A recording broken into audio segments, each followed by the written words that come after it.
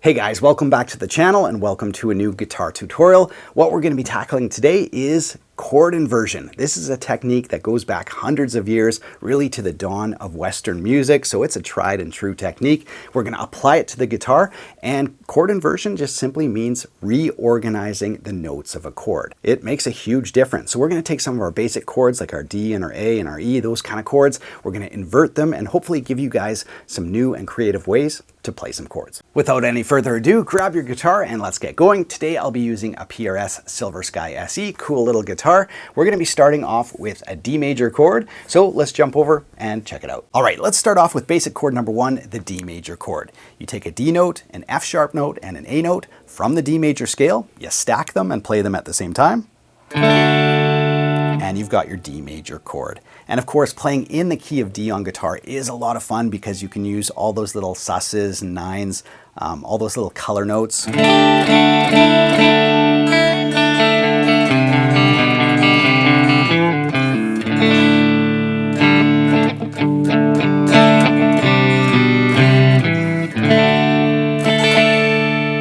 Really easy to do in the key of D. So that's a lot of fun. But if we want to change the chord itself to a new inversion, what we need to do is flip the notes in the chord. So instead of having D on the bass, fourth string open, we're going to put the third note, D, F sharp, A. So we're going to take that F sharp and add that as our bass note. So you have D, E, F sharp, so fourth fret, and you can use, just rearrange your fingers.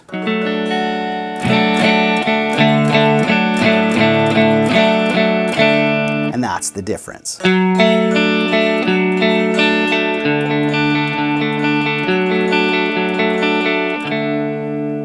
Now, one of my favorite ways to invert that D chord is to do it with some color. So that G note, that fourth note of the scale degree, really easy to play in D. What I'm going to do is take that note and put it on third string open. So it's the same note, but in a different spot. So this is the way I like to invert that D. So I have my F sharp note right here, and then G open, and then your D, which is the root, no longer on the bass now, and you can even add the ninth, first string open if you wanted to.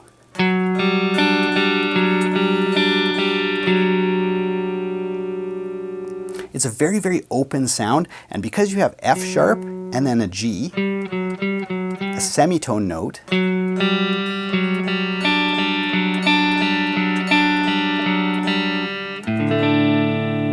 it really pulls hard back to that fourth string open root, that, full-on root voicing.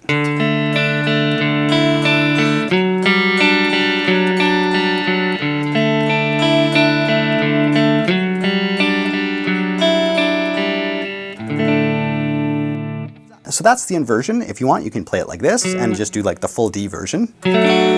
Or like me, if you drop a few notes, add that fourth scale degree or the ninth second as well.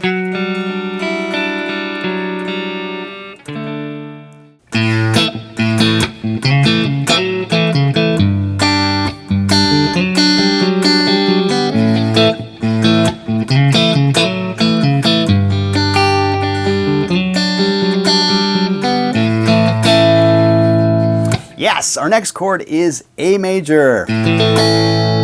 So I'm playing it with a bar. Of course, you could play it with three fingers like this. And I'm inverting it. And then I'm using a G. And then I'm using that D inversion.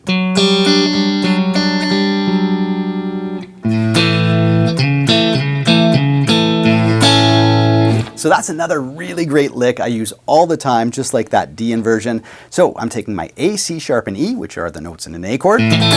We're flipping them, or adding that first inversion, which means we're using the third note as our root. So A, B, C sharp, fourth fret on fifth string, just like so.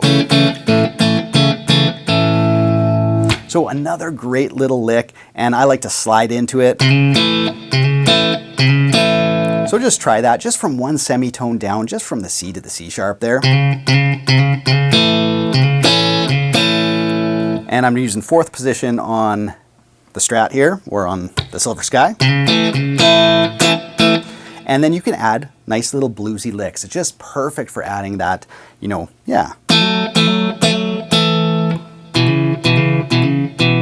Same exact lick on different strings. Or you can even add. That's another little lick I love to do off that inversion. You have to use the pinky, which it's harder for newer players for sure to get that pinky going. But yeah, that inversion, really, really great. And of course you can do all your other licks in combination with that. You can even bend into it.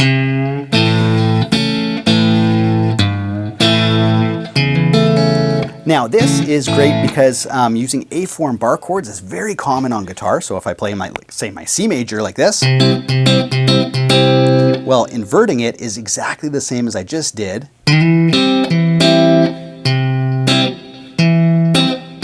Or if I wanted to play, say, a D as a bar chord,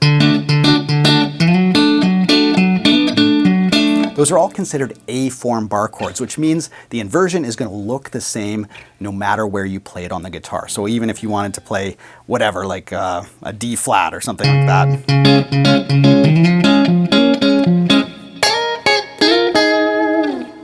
Awesome, right? So once you kind of get that inverted fingering under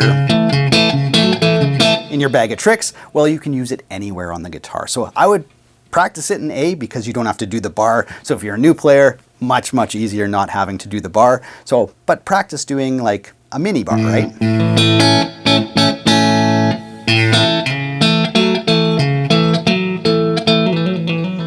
All sorts of cool bluesy licks you can do off an A major inverted. So those, definitely practice that one along with the D. Gives you a nice open chord shape, and as I showed you, you can even cascade them and they sound great together with that A, G, D. So that's a great way to practice them, just kind of putting them together. Let's look at the next chord.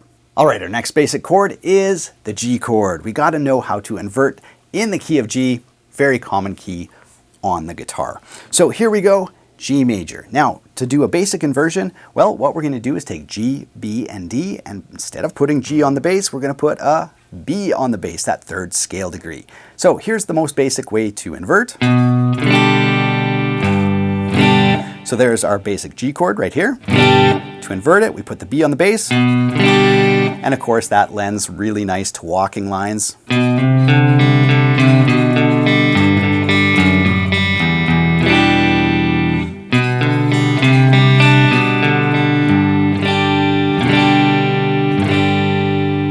And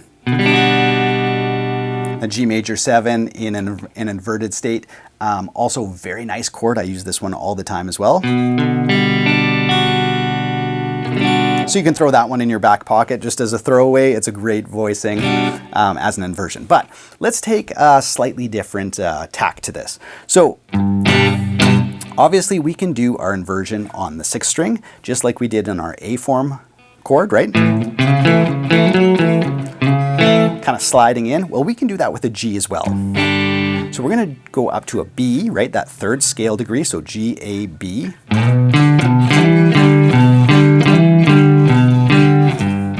So if you wanted kind of more of like that bluesy type feel, well, you can use that inversion.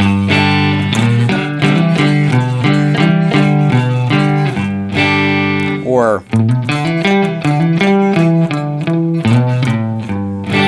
right, kind of like licking off of it.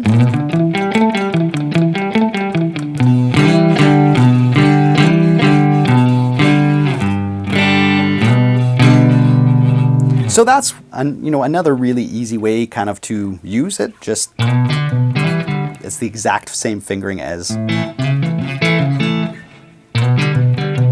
So that makes it very, very easy. So love that about guitar. Once you learn a few fingerings, you can apply it in different ways, which makes it very easy. But one of the licks I like to do is I like to slide into that inversion, that B note, and then end on the high G right there. So that's a nice way to kind of span it. I don't know if you guys listen, I use this lick all the time on just soloing or demonstrating, pickups or guitars or whatever.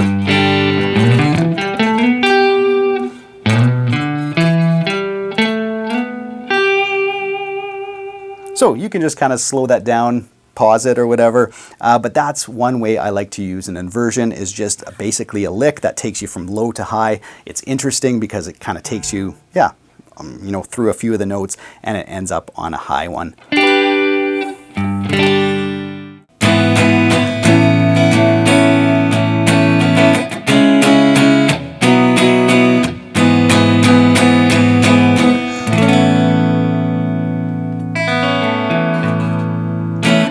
So yes, we are using an E major chord first inversion. So E, G sharp, and B. And what we're going to do is, of course, instead of playing E as our bass note, we're going to go up 3 scale degrees as we have been all the time. There's your G sharp. And we're going to juggle our fingers around. And it's a 5-string chord, so that means 5th string here has to be muted. So I'm just touching the 5th string with this ring finger. So it's not ringing at all, and the rest, we got 2 Bs, which gives it a very kind of open and full tone.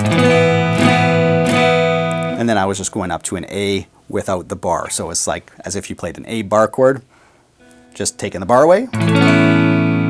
Great voicing in itself. And yes, that G sharp to the A note, very strong pull for sure. So I like using this one. I've gotten used to playing it. I do use my pinky finger, so again, if you're a new player, it can be a little tricky. But sounds really, really great. A big, full, open tone, and yeah, just something a little different than just, you know, toeing the line on the E or whatever. Now that being said, you can still do all those bluesy licks like I showed you off the G and the A, right? Off the E, just go up to that G sharp, slide into it.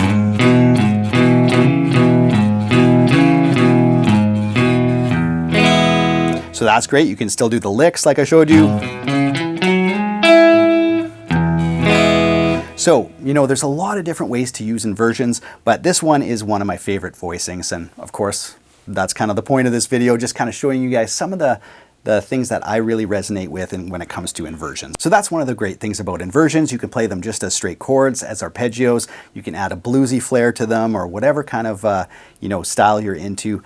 You can make an inversion work. And again, if you're just learning your basic chords, well, starting to learn to invert them can really add some interest to your guitar parts, which of course is what it's all about, being creative and having fun. So hopefully these examples helped spark some creativity for you guys. Go ahead, use the examples I showed you, and then yeah, experiment with some of your own. It's a lot of fun. I've got a whole tutorial playlist. I'll link to it above. Lots of guitar lessons up there if you want more lessons like this. The examples I showed you today were all in first inversion, which means the 3rd scale degree was the bass note of these examples. But there's also second inversion as well, where you put the 5th of the chord as the bass. And if you had like a 4-note chord, well, you can go into 3rd inversion. There's a bunch of different inversions that you can use, and yeah, they all have their advantages or disadvantages, but I do like starting with first inversion just because some of the licks and stuff like that are very easy to use, and they doesn't matter, yeah, if you're using a D or an A or an E or whatever, some of the fingerings are the same, which helps learn them. So love using those examples. So anyway, hopefully you guys enjoyed the tutorial. If you did, be sure to subscribe to the channel. We got lots of great content lined up for you guys moving forward. Other than that, have yourself a great day. Take care.